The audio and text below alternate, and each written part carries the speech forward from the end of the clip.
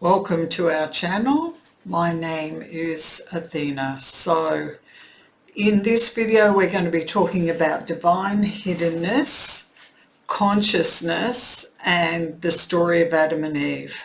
So what might those three things have in common?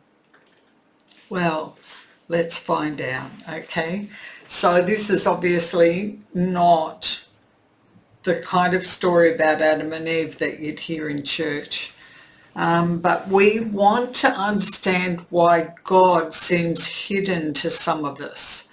I'm going to be reading from my notes as usual, otherwise I forget too much. So it's important, particularly for this particular teaching, because it's probably the most important teaching that Danny and I will be doing.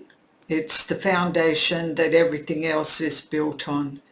And that's why we're going back to the start of the Bible. So now we want to understand what it is that we're actually deconstructing from. What was the damage done to us by institutional religions or cults? We want to be healed and be free. In order to heal, we need to understand what we're healing from. What actually happened to us in the church, and then when we understand that, we can reconstruct. At the time I began deconstructing back in the late 1990s, there was no internet and there was no help, right? I had to figure most of this out for myself. And now I'm really glad about that, because I wasn't influenced into believing what other people were going to tell me is what I had to believe. So I was totally free to rationalize out the information that I had about God, and as my revelation of him opened up. Okay, so let's go back to the beginning of the whole story, where we're going to build that really important foundation for our healing. So let's jump right in. Adam and Eve were created in God's image. So in Genesis chapter 1, verse 27, it says, "So God created man in his own image. In the image of God, he created him. Male and female, he created them." So what is God's image? Let's not assume that we might know. And if you want, you can stop the video here for a little exercise and just bring to mind that image that you think you have of God, because we all have one. So you can have the leading theologians, the leading apologists, and the leading atheists. And when you listen to how they present God, he's presented as this old bearded grandpa looking man God, a human male up in this cloudy heaven sitting on a stone throne or something like that, right? He's presented by all intents and purposes as human. He's often given a human temperament by those who try and describe him, and he is seen as looking down upon the earth and arbitrarily judging all of humanity, maybe with lightning rods in his hand, ready to release upon all dissenters. All the Renaissance painters presented him pretty much like that. At best benevolent, and at worst a relentless magistrate. Now, God is not this mythological image we've created. As we humans have tried to understand God, and because our understanding and revelation is filtered through our limitations, man has created God in our image. God is omnipotent. yet we have reduced him to human. Humans are not omnipotent. Now, God is not a human. He does not have human form. He does not have gender. And his temperament far surpasses anything that any one human could possibly realize. Christ being the human example of this, Christ was the embodiment of God manifested as a physical form in a material world. God is metaphysical, but even saying that reduces him to our human understanding. He's transcendent. He's beyond our ability to comprehend and to reduce to a definition. And yet we do it all the time. All the time. Christians do it in order to justify God, and atheists do it, those that have an ideology will do it in order to prove that there is no God, but to prove that if there was a God, he is unjust. So what do we actually know about God? Well, what we do know about God's image is this, that God is three forms. So the first, God is light. 1 John 1 verse 5 says, "This is the message which we have heard from him and declare to you that God is light and in him is no darkness at all." Now, this is not simply analogy. This is science. This is physics. People wonder why sin is an issue with God. It's because he is light, and darkness, anything that is not light, keeps us from coming close to him. It puts a barrier between us and God, especially if we choose to keep our darkness. However, if we are in darkness, but we choose to change that, if we want to draw close to God, when we draw close to the light consumes our darkness. It burns like a fire. So again, this is not simply morality. This is physics. This isn't just about God saying, you're evil, I'm good, you can't come here. It's about God is light. That which you are doing is darkness. If you come near me, my light will consume you. If you turn a light on in a room, the darkness is consumed. It's dispelled. Again, it's not just morality. It's physics. God has provided a way for our darkness to be removed so that we can come close to him without fear of being consumed by his light. So Revelations 21, it says, "But I saw no temple in it," it being the New Jerusalem, "for the Lord God Almighty and the Lamb are its temple. The city has no need of the sun or the moon to shine in it, for the glory of God illuminated it. The Lamb is its light. But there shall by no means enter in anything that defiles or causes an abomination or a lie, but only those who are written in the Lamb's book of life." Now, this is the way it's recorded. This is the way humans have recorded it. But again, it's physics. When New Jerusalem is fulfilled, that which God has created to be the fulfillment of his design for humanity, and we can enter into it, only those of the light will be able to enter in. Those who still have darkness will have to remain outside. Right, second, God is spirit. Excuse me. John 4, verse 24, God is spirit, and those who worship him must worship him in spirit and truth. So the Bible speaks about spirit and flesh. They're different, okay? God is not flesh, meaning he does not have a physical form.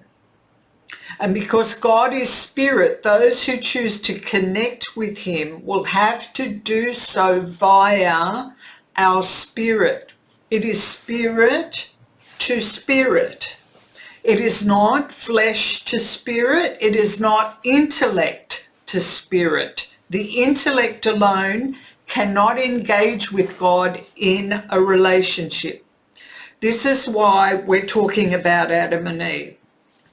We will also talk about what spirit is and what does it mean to connect to God, spirit to spirit. Okay, so if you want to do a little bit of further study there, Romans chapter 8 is very good. So the third form that God has, God is love. 1 John 4:16. And we have known and believed the love that God has for us. God is love, and he who abides in love abides in God and God in him. Now, true love is not trite. Human love may be, but God's love is not trite. It is not banal. It is not cliche, platitudinous, ordinary, nor pedestrian. And it is not the same as human love, though we put our definition of human love on God. Humanity has corrupted the full understanding of the beauty and power of love. We have greatly diminished its potentiality through our own ignorance. God's love is so holy that it is a consuming fire of pure good, not of evil. God's love heals. His love cleanses the mind and spirit of pain, shame, and guilt. God's love saves. God's love is eternal and it's infinite. If we decide to interpret it as anything other than that, if we want to decipher his love as God just wants to send us to hell for eternal conscious torment, then we're the ones that will lose out. Basing our decision about God around our finite understanding is not truth, it's bias. So God is spirit, light, and love. Now God resides in another dimension of time and space from us. The Bible actually presents it as a multi-dimensional space. And those dimensions of time and space or consciousness exist relative to God's form. So whatever those dimensions are, and even the physicists don't know what all the other dimensions are, they just speculate. Whatever they are, they support God's form or manifestation. Now, Jesus called this multi-dimensional omniverse the kingdom of God, that place where God tabernacles, where he dwells. And we have to use limited human vocabulary to even try to articulate it. Now, I'll eventually get more into this when I talk about string theory and the dimension of God's kingdom, because I found the hypercube in the Bible scriptures. So we'll get to that some other video. So the question then becomes, is light physical? Well, if you Google that, you're going to get opposing answers, but the overwhelming evidence seems to fall on the side of it not being physical. But that light, even though it is not physical, can interact with that which is physical. So I went to ChatGPT because of the volume of information that it has access to. So, and this is what its response was to the question, is light physical? Light is not considered physical in the same way that matter is. It doesn't have mass or occupy space like physical objects do. However, light is a form of energy that behaves as both a wave and a particle, photons, according to quantum mechanics. While it interacts with physical matter, e.g. reflecting, refracting, or being absorbed, it itself is not made of tangible stuff like atoms. And that, my dear people, explains God and why, though he belongs to the metaphysical, he can interact with us who are made up of matter. We have mass, God does not. So more on this further along. Okay, so let's go back to Adam and Eve. Now, Adam and Eve lived in a single dimension, which was called the Garden of Eden. They did not cross multi-dimensions. They were confined to the garden. The tree of life was there. The tree of the knowledge of good and evil was there. When Adam and Eve were created and put in the garden, they were light, but they were not yet spirit or love. Being made light merely began the process of making us into the image of God. So God's plan for mankind only began in the garden. It was not intended to be the fullness of his design, and I'll explain a little bit more of that a little bit further along. Now, Jesus coming to die on the cross for us was not God's plan B, because the garden failed, because God failed. He was never plan B. God always had a long-term design for humanity, and long-term is something that humans do not like. Some of the issues with the arguments of atheists really have a lot to do with the fact that they don't like long-term plans, and they may not understand that, but this is true. For example, the problem with suffering in the world, they want God to have solved it yesterday so that they don't have to suffer today. Now, we live for a finite time, but God lives in a time-space dimension where the past and future are infinite. Time, as we understand it, is a human construct. Now, God's design to deal with suffering is eons long. So, what was the role of Adam and Eve in God's plan? So God's intention to create humanity was so he could tabernacle with us, so we could dwell together with him. So Adam and Eve were, if you like, the inauguration. The beginning of the Bible speaks of God creating humanity, and the end of the Bible speaks of God now finally being able to tabernacle with his people.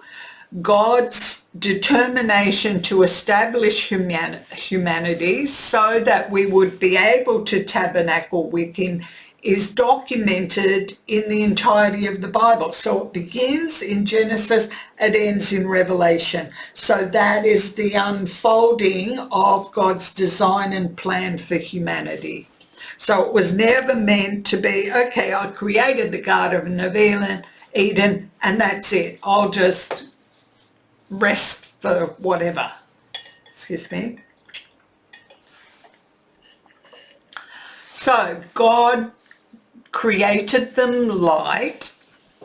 So he's created Adam and Eve light. So then what was the process of them also becoming spirit?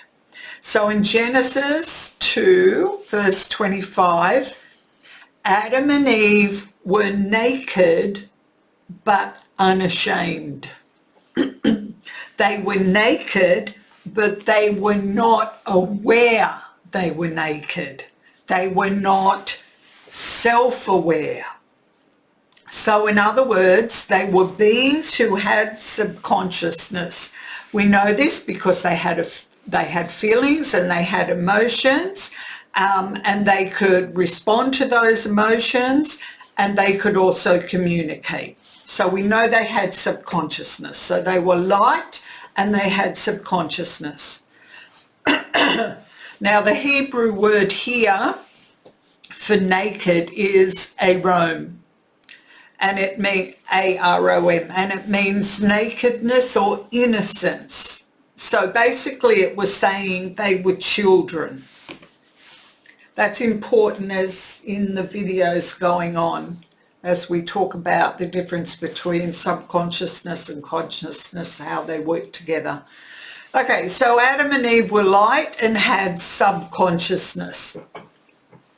When we are only operating out of the subconsciousness, we are not self-aware and therefore not yet capable of love. I'll go on to explain. Now, love is only possible with self-awareness. Self-awareness gives us a sense of us and self. Us, of self and of others. Let me say that again. Self-awareness gives us a sense of self and others. Self-awareness helps us understand ourselves and our feelings, and it helps us to form relationships with other people and with God. It also helps us to understand our surroundings.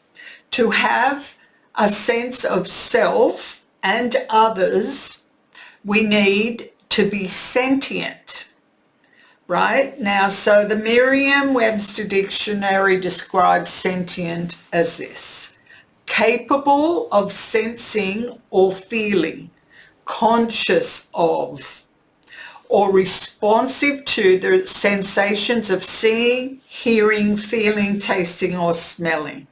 So being sentient helps us to be conscious of. Without being conscious of, we cannot be self-aware, right? So this is the big thing with AI now, because AI does not have the ability to be sentient. It does not have the ability, without being sentient, you don't have the capacity for empathy, compassion, and love. And so therefore, AI does not have the ability to be moral.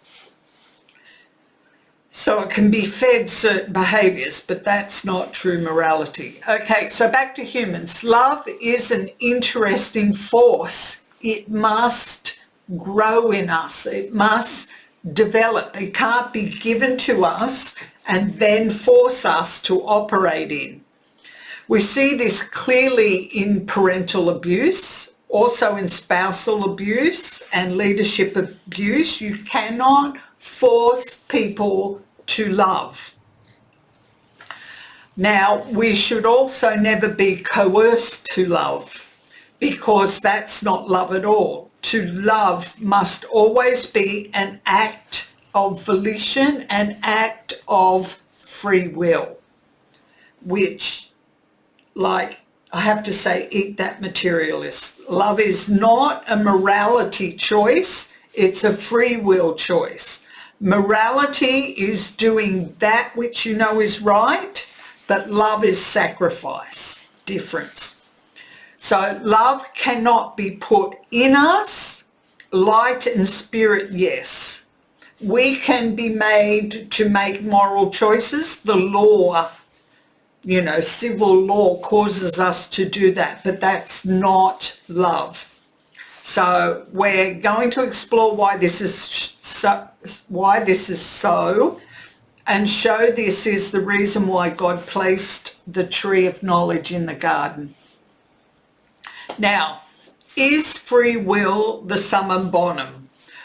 Was it God's highest purpose? Was free will God's highest purpose for humanity? So the need for God to give Adam and Eve free will was not the summum bonum. It wasn't the highest good for God's plan in Eden. It wasn't the ultimate goal, which most Christians will say that. Most preachers and teachers and theologians will say it was to give humanity free will. No, that wasn't the highest goal. That wasn't God's highest plan. Free will is simply the means by which the higher good could precipitate for all humans. So the highest good was for humanity to be able to develop empathy, compassion, and love, which was not possible in Eden if the only choice had been the tree of life. Empathy, compassion, and love are the three things essential for all healthy human relationships. We need them. Without these emotions, we have a world full of cold, stony-hearted people who no longer care for each other. And this is daily revealed in the comment section of any social media platform. People who have become godlike with the power to judge and destroy. I know this. No, I'm not going to get into that. Sorry. I'll get sidetracked. I know this argument regarding free will has been done to death. I know that it is very important for materialists to deny humanity free will. But the lack of free will is what actually causes God to be hidden. Is it therefore obvious then that materialists would report a lack of evidence of God? Now, I want to make a statement that you may not understand straight away, but I'm going to expand on it. If only the tree of life had been in the garden, then Adam and Eve, who were not self-aware, then without any other choice, if they only had, so having only been subconscious, not being self-aware, and if the only choice had been the tree of life, then Adam and Eve would have become institutionalized.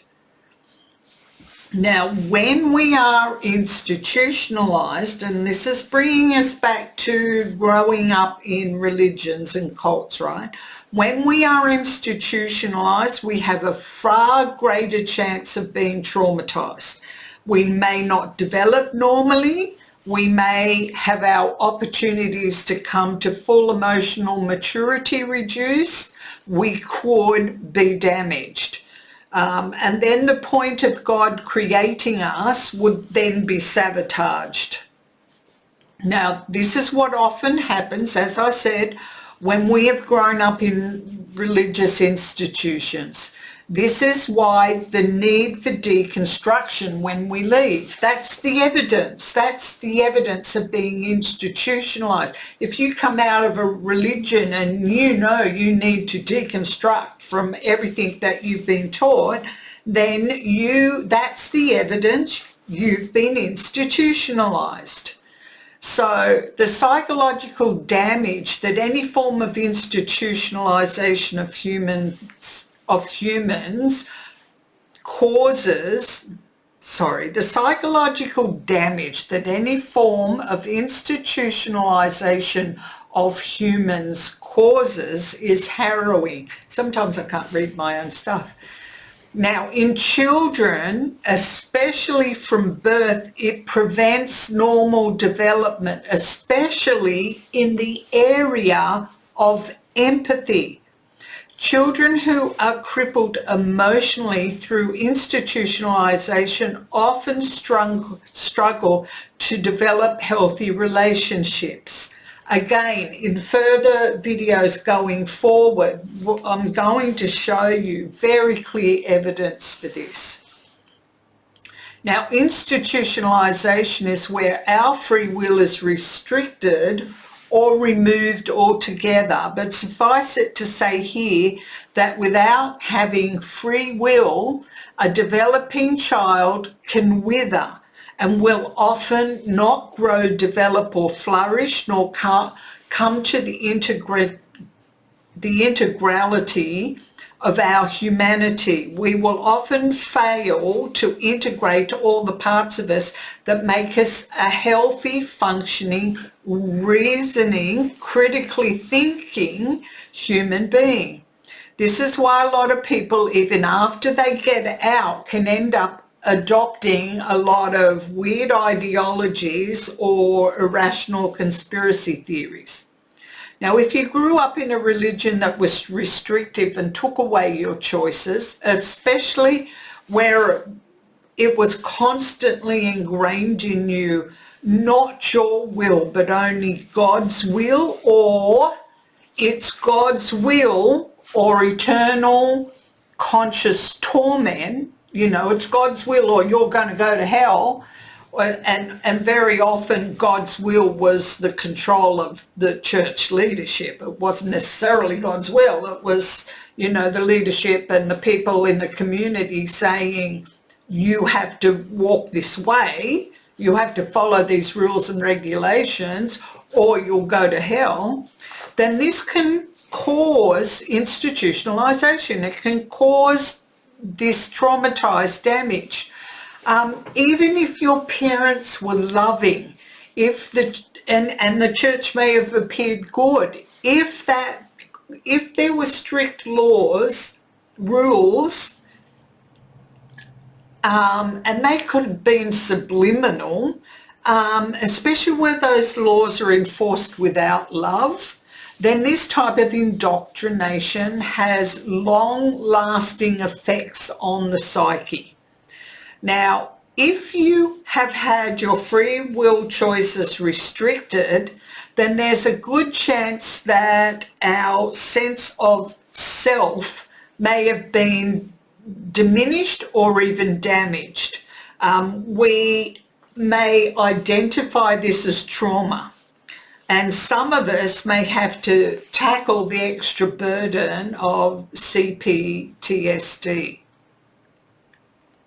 Now, people who leave a strict religion often go through deconstruction, and I guarantee that those who need to go through it, that some of that deconstruction will center around learning what new choices and rationalities are available to you without living with the constant threat of eternal punishment. Now, this kind of indoctrination can actually cause God to feel hidden. And it may happen to varying degrees. It may happen a little bit all the way up, it's a spectrum. But let me make this abundantly clear, and this is what I want you to remember going forward. This was not your fault. This was not something you did, but rather it was something that was done to you that has caused this, albeit in ignorance. So let me explain. So if we live with a sense of abandonment by God, so babies and toddlers that grow up away from the love of parents, So those who may spend long days in childcare away from parents, or who are adopted or in orphanages or in childcare or social welfare, and especially those who've grown up in cults where God is seen as the ultimate parent. It means that strangers become their primary caregivers. And trust me, no matter how good childcare centres are, and I know I have personal information of how bad even the best childcare centres are or can be, it does not provide individual parental care and love. Children need to bond. It's called attachment. It's very important to our development. In childcare, children will bond with their primary caregivers to avoid a sense of abandonment by parents. Trouble is often caregivers rotate or change altogether, and then the church is back to abandonment. In where they've grown up in cults, the child is often handed off to the Sunday school, off to the youth group. They're in church so many times a week, when they're at home, it's Bible study, prayer, or whatever it is, or they, go to Christian schools, it's they're handed off. So religious laws, rules and regulations that are enforced without love present present a God whose primary focus is obedience and compliance, not relationship. Now, what happens is the spirit will then hide from God in order to protect itself from punishment, especially when those around them socially punish for breaches to the law. Now, let me just say here, and this is also important to remember going forward, remember here and going forward, deconstruction is not about finger pointing. This is all about helping us get healthy. Deconstruction is about us. We don't have to hate on others or blame others who may themselves have been put in difficult situations. And we've also got to remember we're not always the victim. Sometimes we have been compliant to, the abuse of others. Maybe not directly, but okay, so the truth about deconstruction is all about the higher good. The higher good is not so much about getting religion out of you, although that's important, but it is all about finding yourself, finding true authenticity. Who am I really? What is it like to be me and not the person that they were trying to make me be? And the more we're able to think rationally and critically, then the more we will release and heal from the effects of religion and find freedom. The more we can destroy that box that they had our minds trapped in, because it's all about this up here, then the more emotional freedom we will experience. Freedom in our minds brings better life opportunities. Freedom also helps us connect better with others and God. And that's why we have to be very careful about latching onto other ideologies whilst we're getting free. So just a note here to clarify, by speaking about the self, I'm not using a New Age reference. I'm making a psychological reference. It's not about New Age, it's about psychology. So this is exactly why God had to put Adam and Eve out of the garden, so they would not become institutionalized. And yet religion has become one of the greatest sources of this damage. How ironic that the Christian religion has caused God to be hidden from his own children. Okay, back to Adam and Eve. So at this point, Adam and Eve are light and they are not self-aware. So now God makes them spirit. To develop empathy, compassion, and love, we need self-awareness. To have self-awareness, we need consciousness. Now, humans are born with subconsciousness, and generally we don't develop consciousness until around the ages of between 3 and 6 years. Consciousness is essential to being able to develop empathy and love as part of our expression of being human.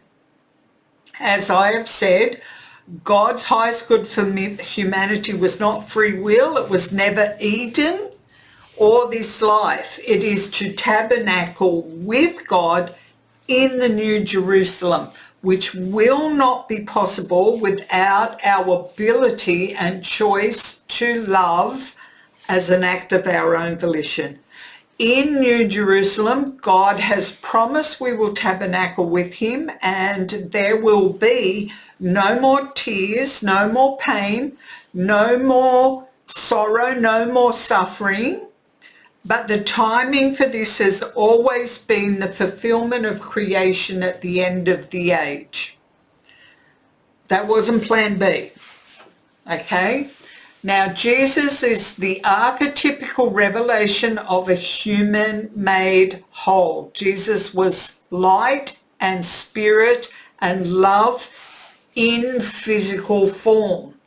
So light became physical.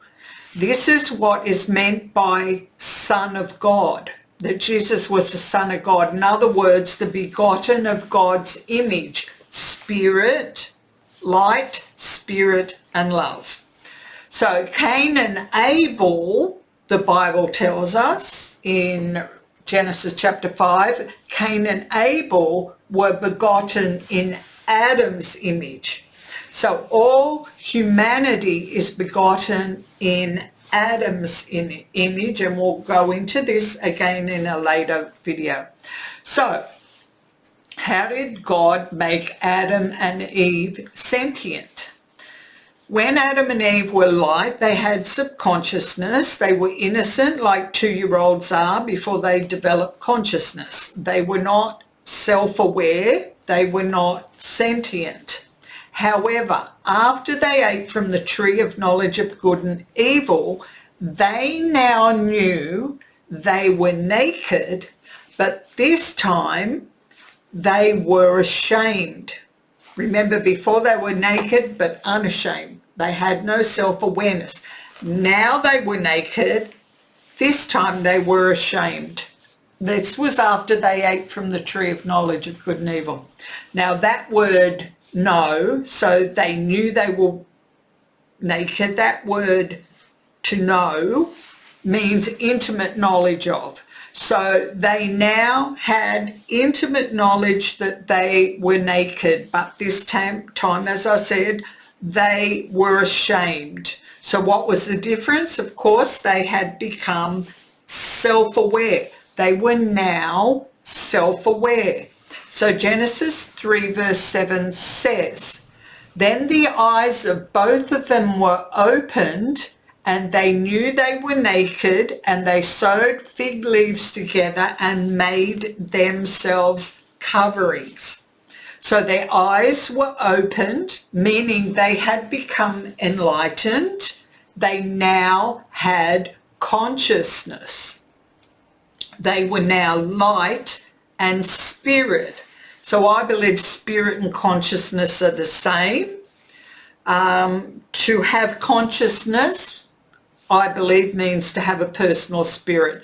Until my understanding of science changes on that, that is what I currently believe to be true.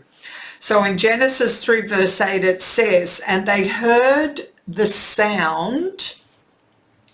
Now that word sound actually means voice, of the Lord God walking.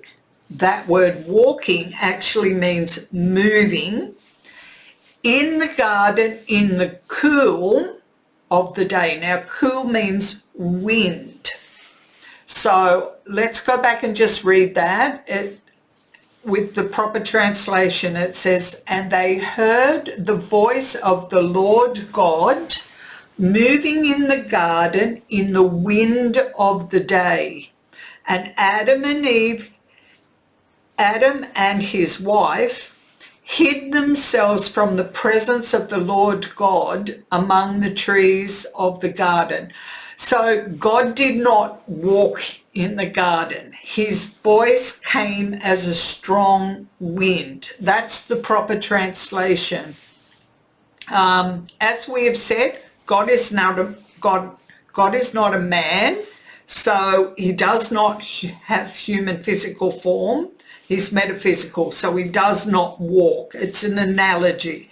So God came to the garden as a voice, the voice of a wind.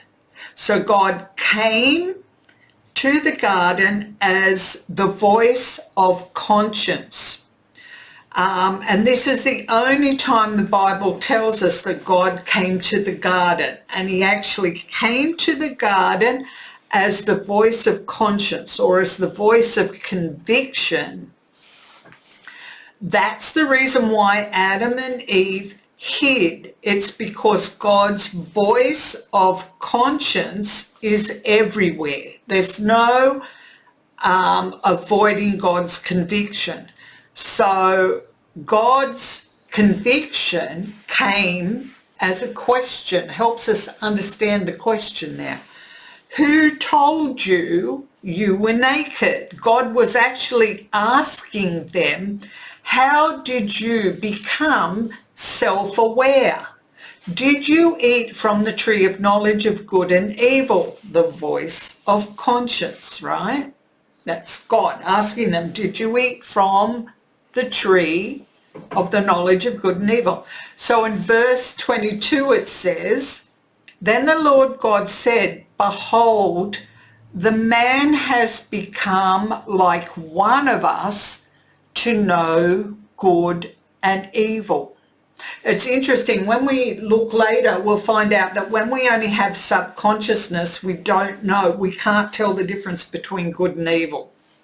You have to have consciousness to understand the difference between good and evil, okay?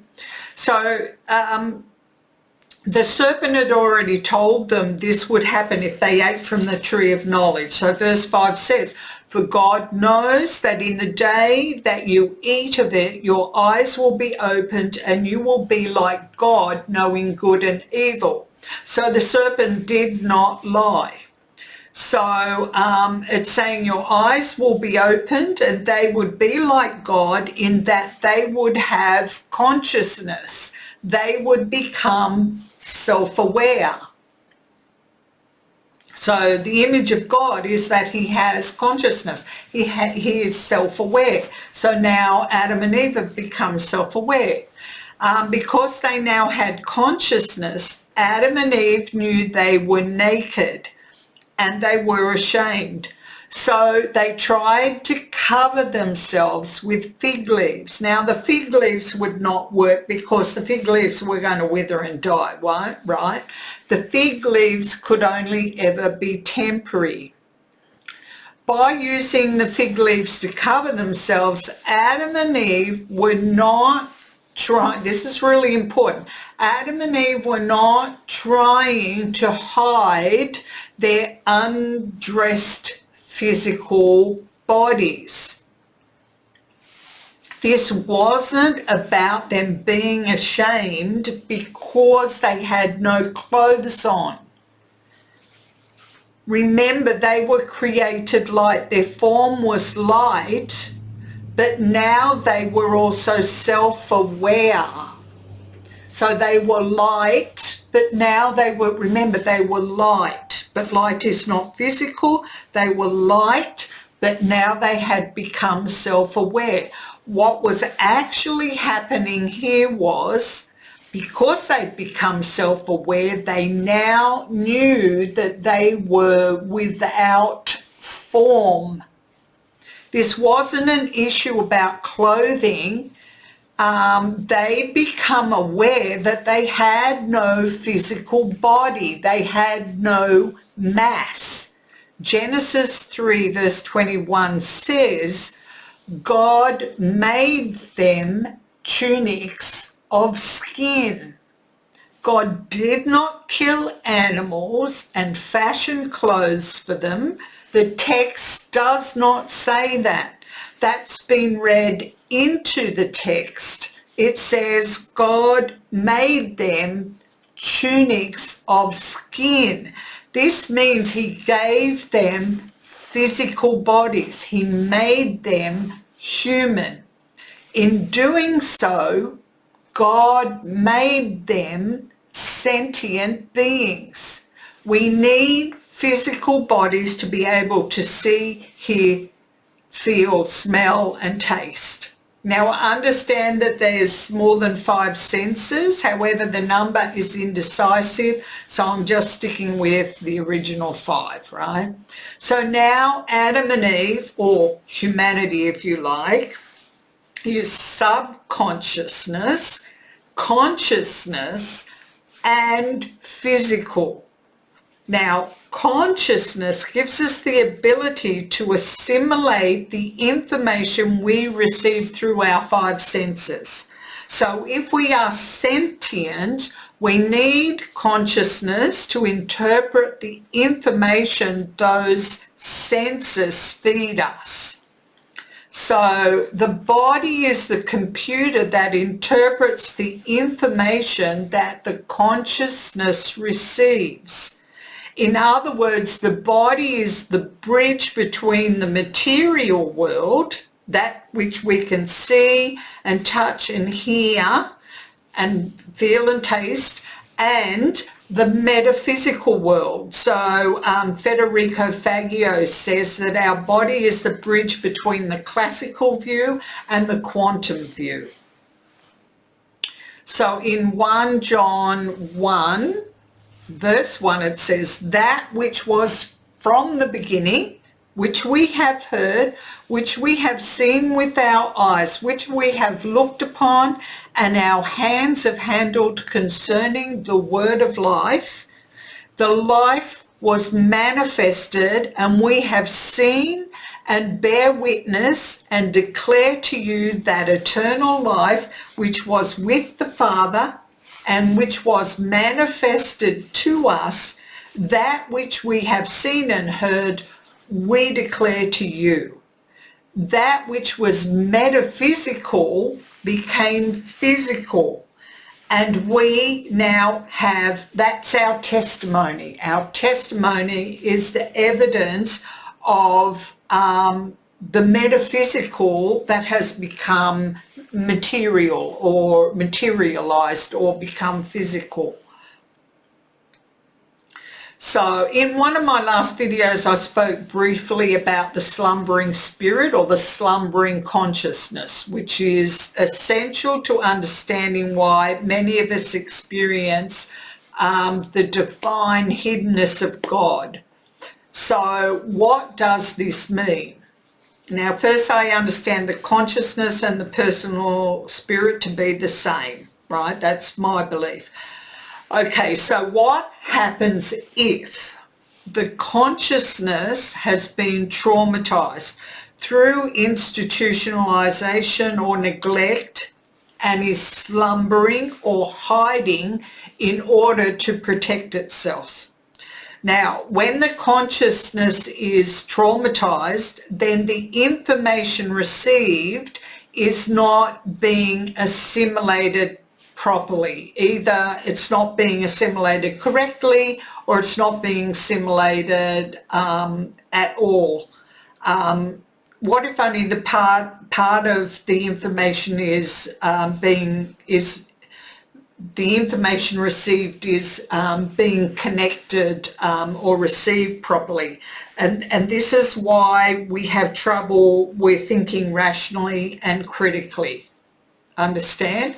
So I believe if a person receives enough trauma, the consciousness will hide in order to protect itself from further pain. Now, I experienced this myself. I experienced the hiddenness of God, and I no longer experience the hiddenness of God. I know what transpired between that place and that place.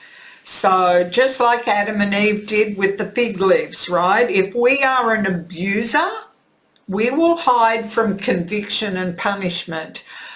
But especially if we are a victim, we will hide from further abuse and unjust punishment and further pain. Now, this happens to varying degrees depending on the extent of the trauma and the person's ability to cope. I learned a lot about this by studying my mother, who had narcissistic personality disorder. What I learned from my mother has led me to a lot of this understanding. And I didn't have the internet back then. No one was talking about any of that narcissistic stuff back there. No one I knew, no one that I had scope of. You didn't turn the TV on and they were talking about it. And I'm now glad that I didn't have other people telling me what to believe about narcissistic personality disorder. And when I even hear experts now, I feel like they're still missing points. But because I didn't have them back there, I had to make my own discoveries. So I believe that when a person is so severely traumatized that their consciousness goes completely to sleep, that causes narcissistic personality disorder. And I don't want to say that's true of every case. I know that it was true from what I learnt about my mother. So what I believe is the person has completely hidden themselves with fig leaves, so to speak, like Adam and Eve did. Now, when our consciousness, or spirit if you like, hides, it actually appears as though God is hiding. So Jesus taught us that those who would worship God must do so in spirit and in truth. So we connect to God spirit to spirit. That means we connect to God consciousness to consciousness. But what if our consciousness has gone to sleep? What if it's hiding? So we connect consciousness to consciousness. It is not classical world to classical world, right? It is not natural material to natural material God, because God is metaphysical. It is quantum world to quantum world. So if God is presented as human, as I explained at the beginning of this video, then connecting with God will be seen as a classical worldview experience. And again, this will cause God to appear hidden. When our consciousness slumber, when it goes into hiding, we may have difficulty experiencing the metaphysical or spiritual world. We then need to bring the consciousness back out of hiding. And we will talk about that in upcoming videos. So just before Danny jumps on and we have a little chat together about some other things that may come up because of what I've talked about in this video, I want to just destroy 7 commonly held myths about Genesis chapter 3. So the first thing is, did Adam and Eve ever walk in the garden with God in a relationship with him? No, the Bible does not say that they ever did. Like I explained, it was a voice that came into the garden. As far as we know, the voice only came that once. So this is assumed that they did because of bad theological interpretation of verse 8. However, at the end of the age, when the culmination of the kingdom has taken place, then God and man will reside together in the New Jerusalem, and there will be no more tears or pain, as I said. So that's the fulfillment of the Feast of Tabernacles, which is the celebration of God dwelling with mankind. You'll find that in Revelation chapter 7, verse 22, and in Revelation 21, verses 1 through 5. So the second thing, did Adam and Eve ever eat of the tree of life? The Bible does not say that they ever did. It says they had two choices, and they chose to eat from the tree of knowledge of good and evil. So at the end of the age, we will eat from the tree of life in the New Jerusalem. The tree of knowledge of good and evil is not mentioned as being there. So Adam and Eve were actually removed from the garden so that they would not eat from the tree of life. That's Genesis chapter 3, verses 22 to 24. So third point, did Adam and Eve ever multiply in the garden? Well, the Bible doesn't say they ever did. Eden was meant to increase, but it hadn't by the time of the fall. Even though, why am I bringing this up? Even though the two had become one, they didn't appear to have children until after they left Eden. So the reason why I'm bringing that up is, does that possibly indicate how short a period of time they actually spent in the garden? So did Adam and Eve eat from the tree pretty much as soon as they were put in the garden? So point 4, did God curse Adam and Eve? So Danny and I are going to discuss that momentarily. Point 5, the original Eden was vulnerable to evil, deception, and death. The serpent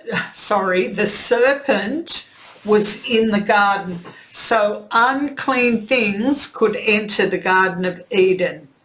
Now, this will not be true of the New Jerusalem. So it's clearly stating that nothing unclean will be able to enter the New Jerusalem. It will be locked and sealed from all evil. So Eden was never created as the final resting place for humans. It was not heaven. Point 6, the covenant between Adam and Eve severed in the garden. The two were no longer one. So the original covenant in Genesis chapter 2 between Adam and Eve was to reflect the covenant that would be between Christ and his bride. But the bride covenant does not culminate until the end of the age. That covenant, the one at the end of the age, that covenant is eternal and will not break. That's in Revelation chapter 19. So, and the last point, God created the universe in 6 days. To my understanding, as I study what this means, it refers to 6 eras, not 6 literal 24-hour days, but 6 periods of time. During the 7th era or period of time, God rested. He saw that it was good, that he did not need to create anything more. He created all that was necessary for life. So then he rested and became judge over creation. which means he now presides over his creation. It doesn't mean, go to jail, don't pass, start, don't collect 200, whatever. It means that he now presides over creation. He keeps watch over it with love. And the reins were handed over to mankind. So God gave both male and female dominion over the garden to tend it. So, to work it and to protect it, and also to multiply, to cause it to flourish and increase. So it's still our responsibility to tend God's creation until the end of this age. The question then becomes, in what way are you tending God's creation? This isn't just the earth, it's each other is also God's creation. So have you developed empathy, compassion and love? So we'll leave it there now, and Danny will now join me. Hey all, it's Danny here joining Athena, who's had a long talk to you guys. So we'll toss some ideas around and see what you think. One of them was, did God curse Adam and Eve? I don't believe he did. I was not. He told them if they ate from the tree of good and evil that they would die. Yes. When they were ashamed and hiding, he gave them skins, which is what we got today, skin, which means that they become mortal. Now, before they were immortal, they become mortal.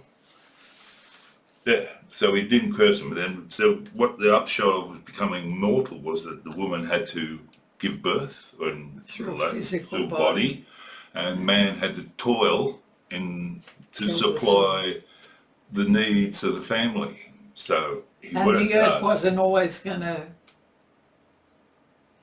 be generous. No, yeah. The earth is not generous. You have to work hard. You still, if you want to supply for your family today, you still got to work hard. Yeah, and it's nothing's given to you on a plate.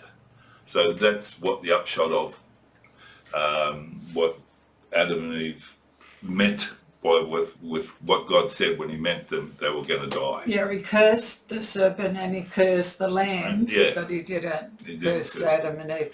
And because they had physical bodies, they had to go out now of Eden into a physical world. Mm. Yeah, and settle down. And as it says, the earth wasn't going to necessarily work with Adam, so you have all weather conditions. The earth wasn't going to supply their needs. He had to work for it. Yeah. He had to till the soil, get rid of the weeds. And Eve was working alongside him, and the extra crutch for Eve that she had to give birth, painful. Yeah, through a physical body, yeah. So, and then all the children were, that doesn't say they were born in God made Adam and Eve in his likeness, which was spirit. But as soon as he gave them skins and flesh and a physical body, they were turfed out. Then all Adam and Eve's kids were born us as well, were born in the likeness of Adam and Eve. That's what it says in chapter 5. So, Adam and Eve were born in God's likeness, but all of us, all the generations since then, from Cain and Abel, were born in Adam's likeness, which means they were born in physical form. And when Cain was thrown out of his family because of what he did to Abel, he met other people. There were other people wandering around out there, other life forms, and and he joined with them and was married and had kids and Yeah, and Father generations as well. a lot of theologians and that speculate that they were all, because it is only speculation, that they were all Adam and Eve's children. Yeah. Doesn't say that. Well, it's a bit ridiculous too. It is a ridiculous thing. It's like another one of those myths. I mean, there's every chance that, and it's just a thought, I'm not putting it out there as doctrine or anything, that Adam and Eve were Cro-Magnon and that those that were out there were Neanderthals. So, and there is evidence that Cro-Magnon and Neanderthals mixed. We had DNA. mixed, yeah. We got DNA in our systems. So they came from somewhere. Yeah. Yeah, where did the Cro-Magnons come from? But which brings us to, do we think Adam and Eve were literal? Doesn't really matter. I agree. Because Doesn't whether, you could argue black and blue, but it doesn't really matter. But the story behind their journey is the story of us. Yes. It's a story of humans. Yeah. Yeah, and the account, like, people will shed blood for doctrines, you know. Yeah. And the thing is that there was no eyewitness account.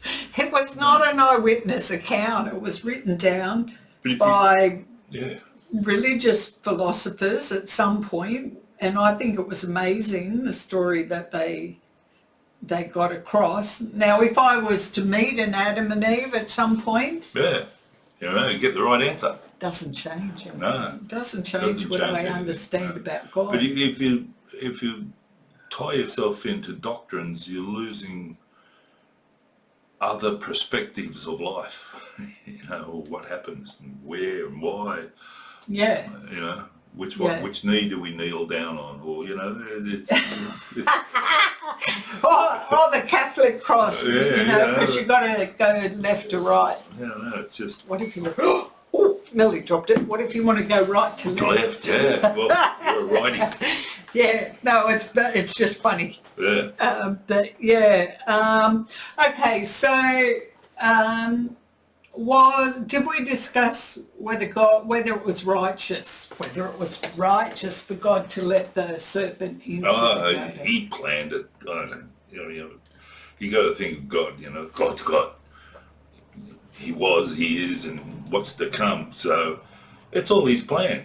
Yeah, and it's a big argument, but when you stop and think about it, if it's analogy, if it's analogy, then did God actually ever let a serpent into a garden anyway? Yeah. If it's analogy, if it's just I can't see the snake blindsiding God and just showing up there without him knowing about it. No, because then if you've got religious philosophers developing this story to help us understand, the reason why God has developed humanity, and to help us understand that he's metaphysical and we're physical, but we have to relate to him on a metaphysical level. Plane, And you have religious philosophers trying to help us to understand why that's so.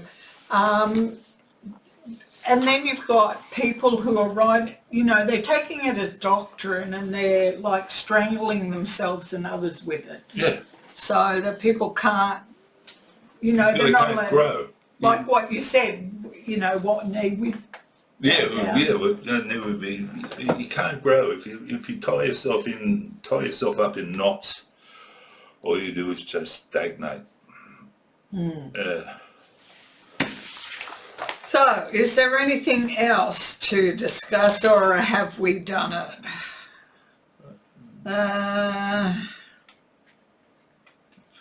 No, I think that's it. That's it. Yeah, I think we've covered anything. If anybody's got any questions. Just leave them in the box below.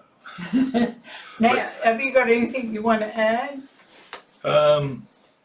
It's God's master plan. If you think about it, God turfed Adam and Eve out.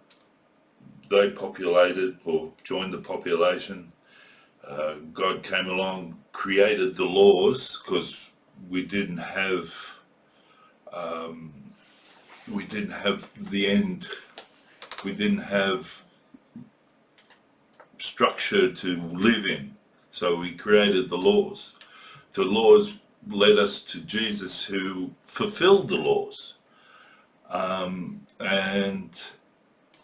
and gave us the Spirit. Gave us the Spirit, And he fulfilled the laws by saying the greatest law of all is to love your brother and love God with all your heart. So if you do that, you fulfill the laws. And we didn't have the Holy Spirit in the Old Testament to help us fulfill the law. The law, no. Which, after Jesus went back, he then sent the Comforter, the Spirit to us, who helps us. So it's helps us to learn to love. It's his master plan. It's his master plan for him to get us to either reject him or choose him. And that's what he wants to do. He wants to walk in the garden with us again, or in new heaven in 1,000 years. If you have